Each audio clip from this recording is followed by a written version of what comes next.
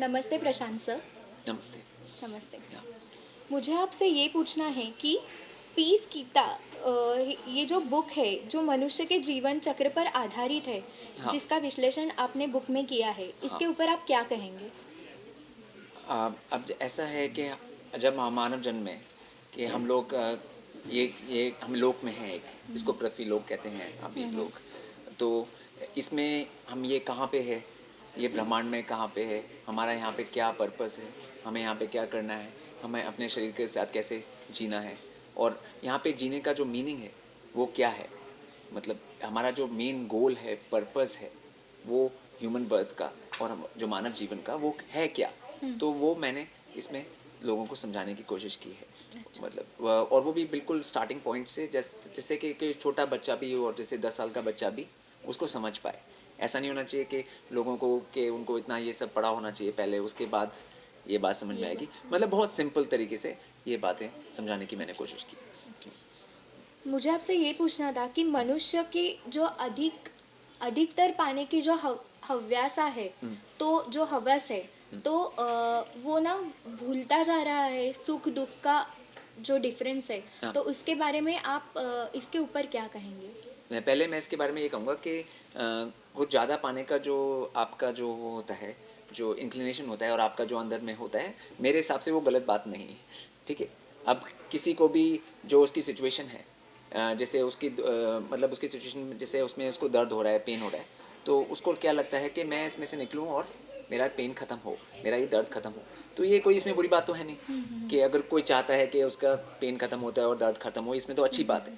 तो बात ये कि अपने आप को अपने बेटर करना, अपना अपना बड़ा बेटर करना सिचुएशन, वो एक बहुत नेचुरल चीज़ है हर जीव के अंदर। शिव के अंदर हर जीव के अंदर वो बहुत नेचुरल चीज़ है, उसके अगेंस्ट हमें नहीं जाना जाना चाहिए। चाहिए। आजकल क्या है कि बात नासमझी की है, इग्नोरेंस की है, कि लोगों को मालूम नहीं है कि उनका बेटर किससे होगा।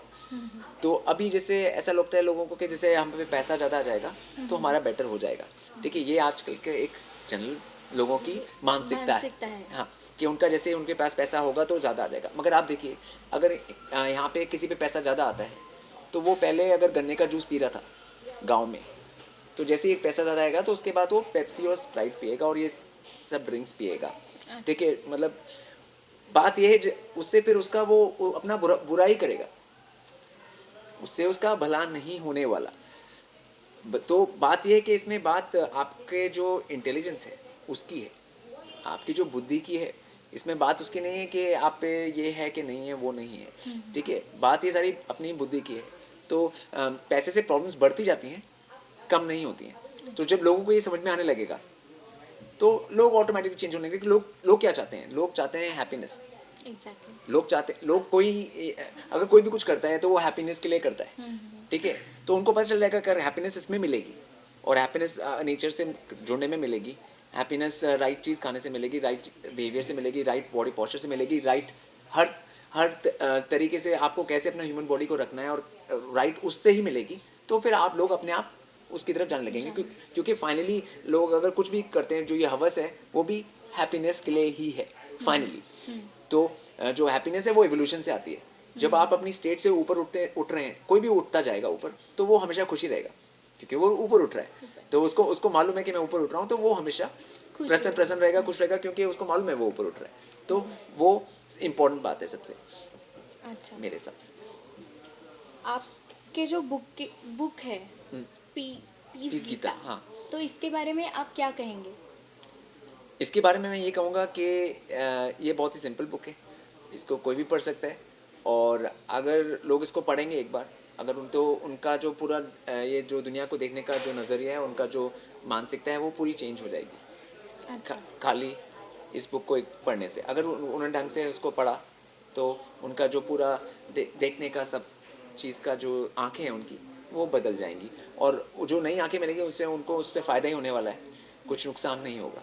हाँ। आपके जो इंस्पिरेशन है, तो हाँ, आपको कैसे लगा कि आप ये बुक लिख लें? तो इसके बारे में आप क्या कहेंगे?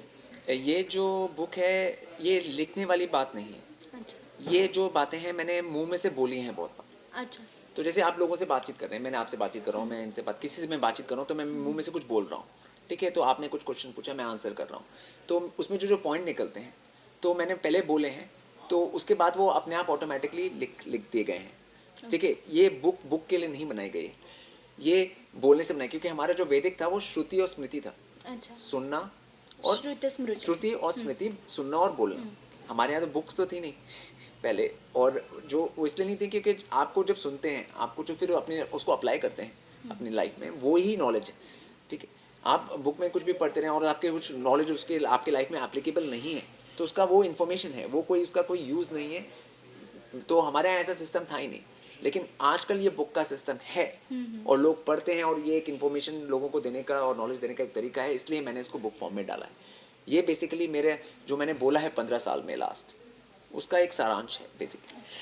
आपने जो इस बुक में वैदिक तत्व हाँ, बोले हैं, हाँ। तो इसका जो सार है वो सच पर आधारित है, तो हाँ। इस तत्व के बारे में आप क्या कहेंगे? जो ये जो तत्व है, ये हमारे जो प्रकृति है उसमें है, उसमें निहित है। हमारी जो प्रकृति है हमारे चारों तरफ, उसमें वो सत्य निहित है। अगर आप प्रकृति से जुड़ेंगे तो वो सत्य आपकी तरफ आपको मिलना शुरू हो जाएगा। तो जैसे मैं कहता हूँ लोगों से कि अब आजकल लोग तो अपने जो पाँव हैं वो 10 मिनट तक ज़मीन पे भी नहीं डालते, सब लोग शूज़ वगैरह पहने हुए हैं, कोई मतलब ग्राउंडिंग नहीं होती। हमारी बॉडी है जो, वो इलेक्ट्रिकल इक्विपमेंट है, ठीक है, और हर एक इलेक्ट्रिकल इक्विपमेंट का एक ग्राउंडिंग वायर होता है, लेकिन हमारी बॉडी का भी ग्राउंडिंग होना चाहिए। लेकिन आजकल तो कोई भी ग्राउंड छू ही नहीं रहा है, तो इलेक्ट्रिकली सब शॉर्ट सर्किट में है, Correct. तो मेंटली शॉर्ट सर्किटेड है, हर तरीके से शॉर्ट सर्किटेड है। तो ये सब बेसिक जो जुड़ना होता है वो भी नहीं है, तो हमको वो बेसिक स्टेप्स में लेके चलना पड़ेगा। उसके बाद में जो रियल ट्रूथ क्या है, सच इस पूरी क्रिएशन का, और हम जहाँ पे रह रहे हैं, वो लोगों को उसके बाद में पता चलना शुरू होगा कि सच क्या है। मतलब आजकल तो पहले आपको बेबी स्टेप्स लेने पड़ेंगे उसकी तरफ, एकदम में आपको नहीं आ पाएगा। Okay. तो ये जो बुक है वो भी एक तरीके से एक बिग स्टेप है। और अगर आप उस बुक के साथ साथ में ये जो मैंने बुक लिखी है वो इसलिए लिखी है कि ताकि लोग उसको पढ़ें, मुंह से पढ़ें, दिमाग से नहीं पढ़ें। अच्छा। इसमें जो भी लिखा है आपको मुंह में से बोलना है, और आपको मुंह के सेंटर में से बोलना है। तो आप प्रैक्टिस भी करनी है आपको मुंह में से सेंटर बोलने में। आपको सेंटर करने की जो वर्ड मेडिटेशन है इंग्लिश का, वो मेडी और टेशन है। जो वर्ड मेडी आया है वो मेडी संस्कृत के मध्य से आया है, मध्य का लैटिन मेडी, फिर मेडी। तो जो मध्य का मतलब क्या होता है? सेंटर। ठीक है, तो उनका मतलब था आप जब सेंटर में रह रहे हो, अपनी बॉडी को सेंटर में रख रहे हो, आप सेंटर से बोल रहे हो, तो आप हमेशा मेडिटेशन कर रहे हो। ठीक है, अच्छा। तो ये हमारी वैदिक नॉलेज है। ठीक है, वो अब करप्ट हो गई। अभी ये किसी को मालूम नहीं है। तो 1000 मेडिटेशन स्कूल खुल चुके हैं, 1000, लेकिन लोगों को ये बेसिक डेफिनेशन तक नहीं मालूम है। तो ये सब चीज़ें मैंने इस बुक में रिवील की हैं ताकि लोगों को ये सब बेसिक चीज़ें पता चलें। और जितना भी ये सब जो चीज़ें फैली हुई हैं, जो लोग दुकान खोल के बैठे हुए हैं मेडिटेशन के नाम पे, तो लोगों को समझ में आए कि ये क्या है और रियल चीज़ क्या है। रियल मेडिटेशन मतलब, और जो बाकी जो शॉप्स हैं वो फेकरी उनकी उनको पता चल जाएगी। अच्छा। मतलब अगर उनको रियल डेफिनेशन पता चल जाएगी हर चीज़ की। अच्छा। और मनुष्य का जो दुख होता है, तो इसमें से उसको कैसे बाहर निकाले, ये बुक उसको कैसे मददगार साबित होगी, इसके बारे में आप क्या कहेंगे? हाँ, ये आपने अच्छा क्वेश्चन पूछा।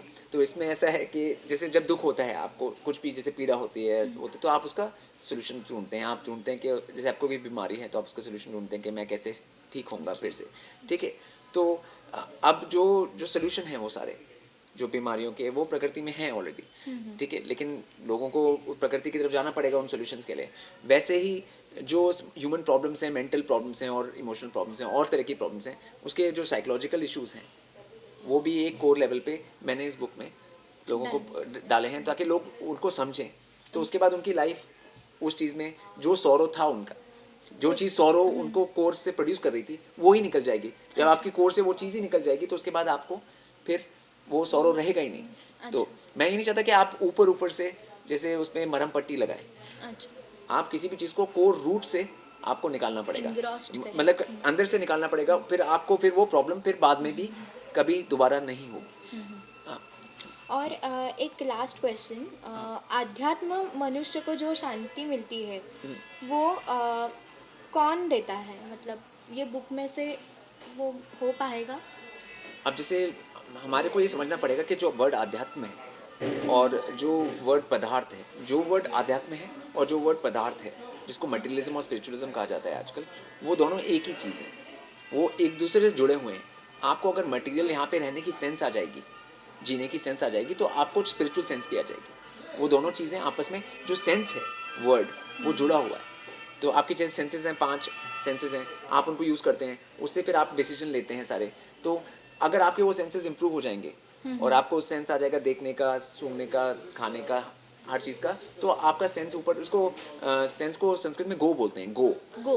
तो गो वर्धन हो जाएगा। गो का वर्धन, सेंस वर्धन। तो मतलब तो अब तो गोवर्धन में, संवर्धन। हाँ, तो अब लोग गोवर्धन में लोग ऐसे वहाँ पे घूम रहे हैं, कुछ कुछ कर रहे हैं उस दिन, मगर उससे कोई गोवर्धन नहीं हो रहा है। हमको रियल गोवर्धन चाहिए। सेंस जो आजकल कॉमन सेंस है वो तो बिल्कुल खत्म हो चुका है, क्योंकि लोग प्रकृति से बिल्कुल हट चुके हैं। जब आप प्रकृति से हट जाएंगे तो आपका कॉमन सेंस, फर्स्ट चीज़ जो आपकी गायब हो जाएगी। अच्छा। तो वो आपको लानी पड़ेगी वापस। उसके बाद फिर आप और स्टेप्स लेंगे। जो अध्यात्म, रियल अध्यात्म बिना प्रकृति से जुड़े नहीं हो सकता। ऐसा नहीं हो सकता कि आप प्रकृति से जुड़े नहीं हुए हैं, आप एसी में बैठे हुए हैं पूरे दिन और आप अध्यात्म कर रहे हैं। ये पॉसिबल Possible नहीं है। है। और जब ये बात एक बार में समझ में आ जाएगी तो फिर बाकी सारी चीज़ें अपने आप। अपने आप समझ आएगी। हाँ। जो आपने बुक में लिखा है कि वेदों का सार है, तो हाँ। वैदिक ज्ञान इसमें जो है हाँ। वो एग्जैक्टली क्या है, वो कैन यू इलैबोरेट? तो जो वैदिक ज्ञान है वो आपके लाइफ का है। आपका ज्ञान क्या मतलब होता है? आपकी जो लाइफ है, आपकी एग्जिस्टेंस है, आपको क्या करना है, आपको, मैं क्या कर्म करूं, मैं क्या एक्शन करूं जिससे मुझे एवोल्यूशन हो, जिससे मुझे फायदा हो, जिससे मेरी हैप्पीनेस बढ़े, जिससे मेरी ब्लिस बढ़े। अच्छा। तो वेदों का सार तो वही है। वो चाहता है कि हर जीव ऊपर उठे अपने कर्मों से, ठीक है। अच्छा। हर जीव अपने कर्मों से ऊपर उठे, तो वही नॉलेज है। उससे ज़्यादा तो मतलब और कुछ हो नहीं सकता। तो यही सबसे इम्पोर्टेंट बात है इस बुक में। तो हमारे ऋषि मुनि थे, जो भी जितने पहले थे, वो भी यही अपने लिए करते थे। तो उनके एग्जाम्पल से लोगों को सीख करके अपने लिए करना है, ठीक है। तो वही इस बुक का मेन कोर है। कोर है। अच्छा। मैं आपको ये पूछना चाहती हूँ कि ये जो बुक है इसमें आपने बोला है कि ओमकार तत्व के बारे में आपने बोला, तो वो क्या कहेंगे? जैसे ओमकार, जो आपने जो अब सिंबल है जो हाँ। हमारा, जो उसको अब लोग ओम बोलना शुरू कर दिया है, मगर ऋषि मुनि के टाइम पे वो साउंड ओम नहीं था। उसका जो पूरा साउंड है मैंने अभी दिया था, मैं अभी आपको दे सकता हूँ आपके व्यूअर्स के लिए एक बार। जो ओमकार का जो साउंड है वो ऐसे है।